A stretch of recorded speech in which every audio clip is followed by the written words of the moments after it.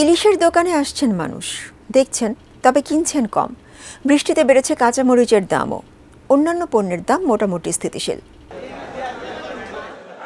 মাছ বাজারের ভিড় প্রবাদ বাক্যে পরিণত বহু আগেই। এর মধ্যে ছুটির দিনের বাজারে ইলিশের সামনে ভিড়টা বেশি। যতজন আসছেন মাছ দেখছেন, তার খুব কমজনই কিনছেন।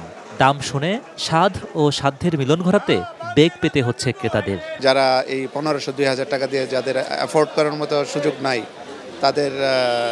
তাদের ক্রয় ক্ষমতার মধ্যে আনা উচিত। কিছুই করার নেই, খাইতে হইব, পরিস্থিতি হালে খাইতে হইব। কিছুটা স্বস্তি মাংসের দোকানে। নির্ধারিত দামে মিলছে মুরগি। বাজার ভেদে ব্রয়লার মুরগি বিক্রি হচ্ছে 170 থেকে 180, আর সোনালী মুরগি 250 থেকে 260 টাকায়। 65% পর্যন্ত বিদ্যুৎ বিল সাশ্রয় করে আপনাকে রাখে প্রশান্তিতে। ওয়ালটন ফ্যান হাওয়া বদলে দেয়। নতুন এসেছে, তাই শিমের দাম কেজি প্রতি 300 হাঁকছেন বিক্রেতারা। ফুলকপি, করলা, ঝিঙে, চিচিঙ্গা, ঢেঁড়স, কচুমুখী সপ্তাহ তিনেক ধরেই ঘুরপাক খাচ্ছে 60 থেকে 80 টাকা দরের মধ্যেই। বৃষ্টির কারণে কিন্তু মূলত এখন দামটা একটু বাড়তি। বৃষ্টি যখন আবার আমাদের কমে যাবে, তখন দামটা কমে যাবে। বন্যা দুর্গত অবস্থার লাগে তো আরো বেশি হইতে আছে। মনে করেন মানুষের কাছে টাকা পয়সা থাকতে হতো, খাইতে হইলে মানুষের কাছে টাকা পয়সা নাই।